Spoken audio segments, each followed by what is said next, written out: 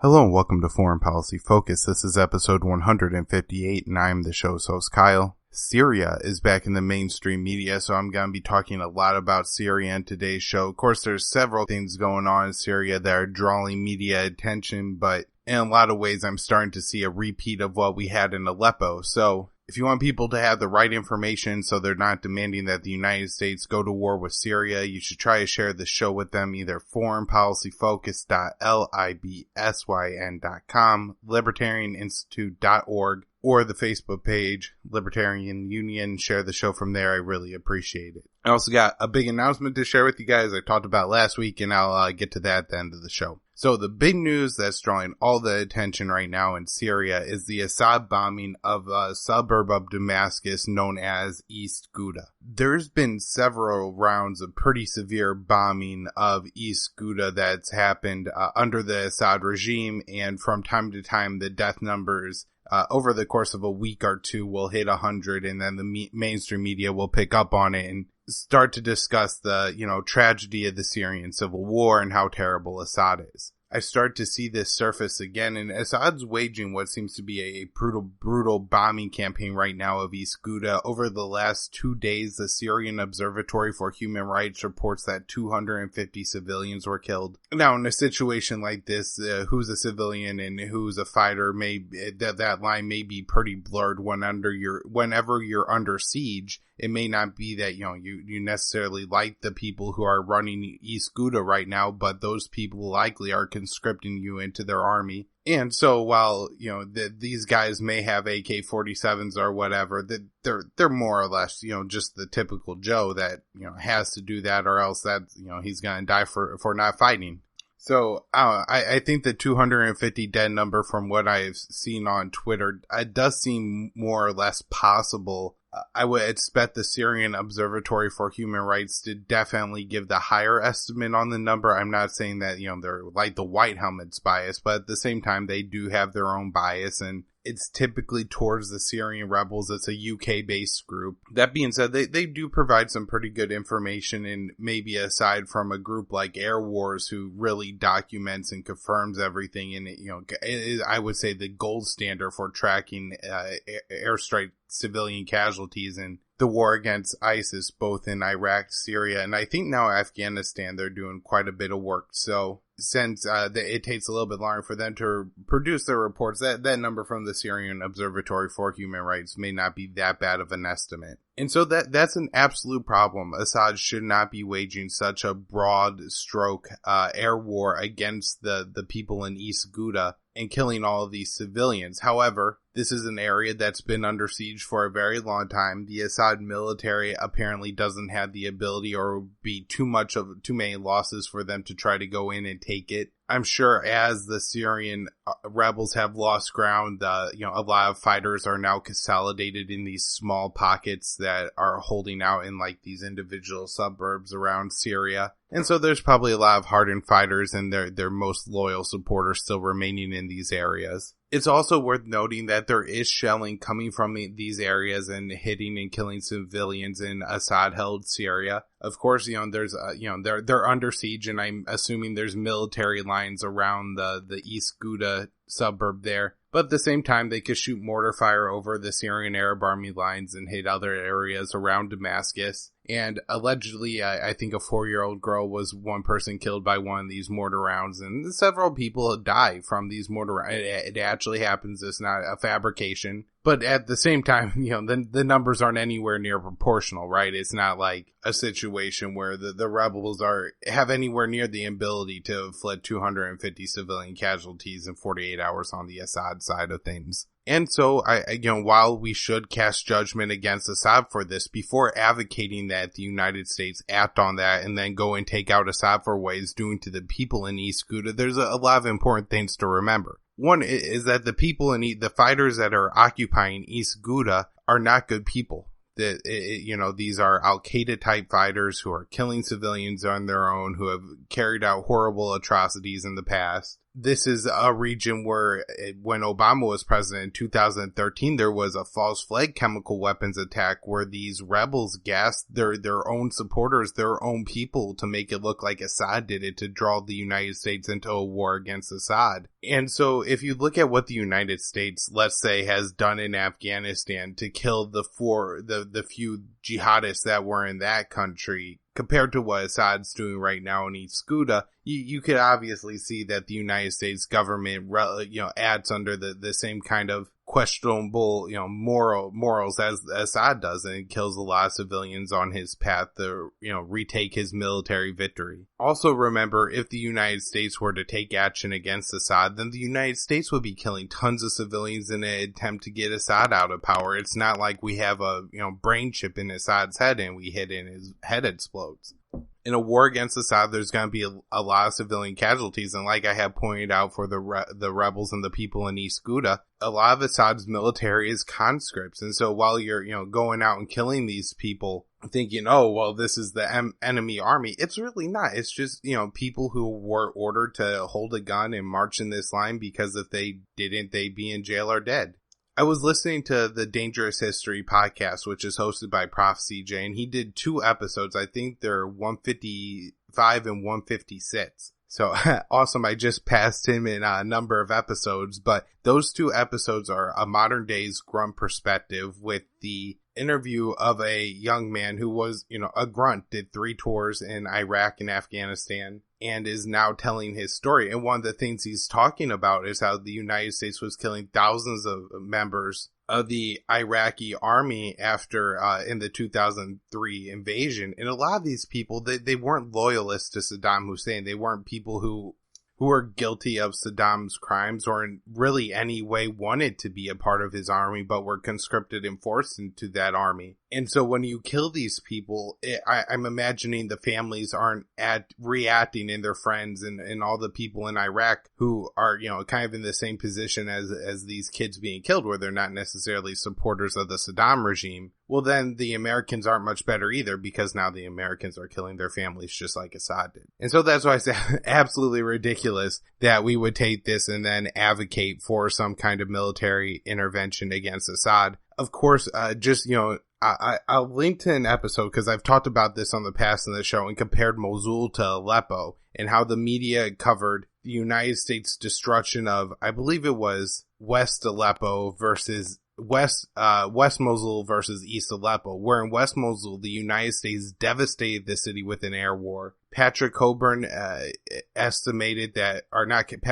reported that there was a Kurdish estimate that 40,000 civilians died in that city. Referencing back to the Dangerous History podcast episode, since 2003, I think Mosul has lost over half of its population now. And so, not all of that was in the most recent round of bombing by the United States against ISIS. It was very severe. A lot of people died, and it was almost uncovered in the mainstream media. There were no calls for the United States to back off their attack of the ISIS guys there. Where in East Aleppo, you had, these Al-Qaeda hardened rebel fighters, and they were much like the ISIS people, carrying out atrocities against the people who lived under them, and were holding out kind of a small pocket of the city against the Assad army, and the Assad army waged a brutal air campaign to dislodge them. However, in that case, the mainstream media was all over it day and night. Assad is killing his own people in Aleppo. Assad is killing his own people in Aleppo. Remember, this is happening in 2015, 2016, and this is kind of why we get the Gary Johnson "what is Aleppo" moment. Shifting gears in Syria a little bit, we are also getting some mainstream media coverage on the U.S.-Russia conflict right now in Syria, although there really isn't that much of a conflict, and most of it's being drummed up by the media. What you essentially had were Russian mercenaries being involved in an Assad-allied militia unit that crossed into SDF territory. They say they were going after ISIS targets. The United States says they were going after the SDF. Either way, those targets get bombed, and there's 2 separate occasions where this happens. One's a drone strike against a tank, and one's a drone strike, airstrike, and artillery fire against a convoy of 500 men. Between the 2 cases, it seems, by my best guess, about 5 Russians were killed. These were not members of the Russian military, but were just Russians. and several others were injured. Now, similar to what I talked about in the last episode of the show, in which I had Will Porter on and we really debunked the whole Russiagate thing and the Mueller indictment, there's never a lot of clarification in the American media between somebody who is a Russian and somebody who is working for the Russian government and is under the orders of Vladimir Putin, but there is a key difference. And we really see this in not the United States response to what happened in Russia or what happened in Syria, but the Russian response, in which they said that, if Russians are in Syria acting outside of the control of the Russian military, well then, that's really not the concern of the Russian military. What I have taken this to mean, and what I'm assuming it means, I think pretty clearly, is that the Russians aren't upset over the mercenaries being killed. And I think it was kind of a warning more to their own mercenaries saying, hey, if you're, operating in Syria, which I'm sure there's quite a few Russians doing, just like the United States has mercenaries all over the world too. You're kind of out on your own. Don't expect to get Russian airstrikes to come save you, and we're not going to kind of take responsibility for whatever your actions are. So it may have been that this militia was going rogue, thinking that they could seize maybe an oil field or something, and we're going to get a lot of praise for it. But it turns out that the United States was there to kill them, and, just some people died. So this is kind of being billed as Russian aggression and Russia incurring into Syria and against the United States. However, like I just pointed out, this really isn't what happened there. And the Russian government isn't acting like that's what happened there either. And they're making it, they've come out pretty strongly. Had the Americans been in the place of the Russians there, I don't think you would have had such a strong statement from the American government. And you would have possibly had Trump or Tillerson or Mattis coming out and defending the mercenaries, saying that Russia shouldn't have attacked them. However, Russia's kind of coming out and saying, hey, these guys were acting on their own. We had nothing to do with it. And so this isn't Russian aggression whatsoever. On Twitter this morning, I saw that Prof. CJ again had tweeted out the History Channel is going to do like a little series or a little show on Dangerous Putin. Now, to me, this just screams 1984. When I had read 1984 a couple years ago and I learned about the memory hole and all these other things, it seemed kind of ridiculous to me that the Ministry of Truth was putting out information. However, here we have the History Channel that's going to do a series slandering a foreign leader, not only just another foreign leader, but a foreign leader of the country that has, the most nuclear weapons. And so this just seems so dangerous and stupid to do the thing. And also, if anybody is, saying, well, we should learn about Vladimir Putin, Roger Stone did that excellent series where he interviewed Putin quite a few times to put it together. I can't remember if it's on Showtime or whatever, but I'm sure, you guys can find it just by Googling it up, Roger Stone, Vladimir Putin. But if you want to kind of get insight into the Russian perspective and all that, I definitely recommend checking out that series. And I'll also link to that episode where I cover that series in the show note page. Elsewhere in Syria, in southern Syria, we're having the media kind of, paying attention to this potential conflict between Iran and Israel. Again, Russia kind of took the lead on this one, and from my understanding, told both sides to kind of knock it off, and that, Israel doesn't need to go intervening in Syria. The situation there is already complicated enough. And if Israel gets too involved, we could end up with this, a state where there's a Muslim Brotherhood on the throne in Damascus, and that's not good for anyone. We also have the announcement that Israel is supporting at least 7 rebel groups in southern Syria there. There's a lot of rebel groups on the border between the Golan Heights in Syria, Israel and Syria, including a pocket of ISIS fighters there.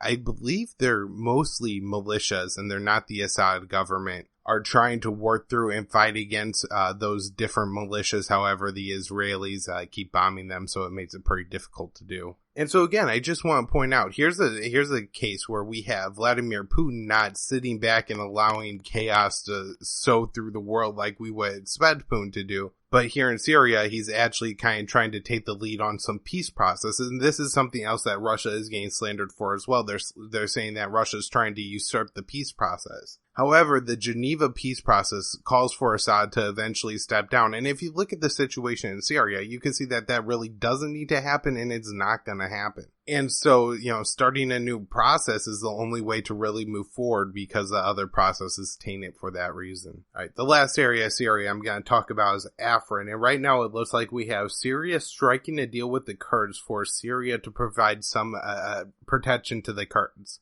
In exchange for this protection, it seems like the Kurds will have to give up the border positions and then kind of take up the role of being in the Syrian Arab Army, at least in Afrin. So we had the first group of attempted 500 Assad allied militia forces trying to roll into Afrin from the Syrian Arab Army territory. If you look at the map there's two groups of Syrian rebels that kind of flank the Afrin province. One of those groups is the Idlib province groups, which is like HTS and the Al-Qaeda linked rebels. And then you have on the east flank, you have the Euphrates Shield rebels. And then kind of splitting those two rebel groups in half, you have a small like little path where the Syrian territory meets with the Kurdish territory. So as these convoys of Assad allied fighters were trying to move into Afrin, they faced some pretty heavy shelling from the Syrian rebels. I guess some of the troops were able to push through and make it into Afrin, but I did see reports that some were all turned back. I did see some video that looked like, Syrian fighters being in the Afrin enclave, and so it does look like some of them have probably gotten through. This deal, I think, is kind of what was going to happen. It seemed to me Erdogan's positions on the Syrian situation are just so kind of unbelievable. He wants to make an enemy of both Assad and of the YPG, and I think this probably is going to push those two sides together. And so as this story kind of unfolds and we see how much support the Assad regime is going to give the Syrian Kurds and if they, push back the Turkish army, and what Turkey does in response. So there's a whole lot to unfold there, but I think that's a pretty critical, story in what's going on there in Syria. All right, there's just a few other stories kind of from around the world I want to cover. In the Black Sea, the United States added a second destroyer as a show of force to Russia. Of course, the Black Sea is the sea with the Crimean Peninsula. Turkey kind of controls the gates to the Black Sea, and this is one of the reasons why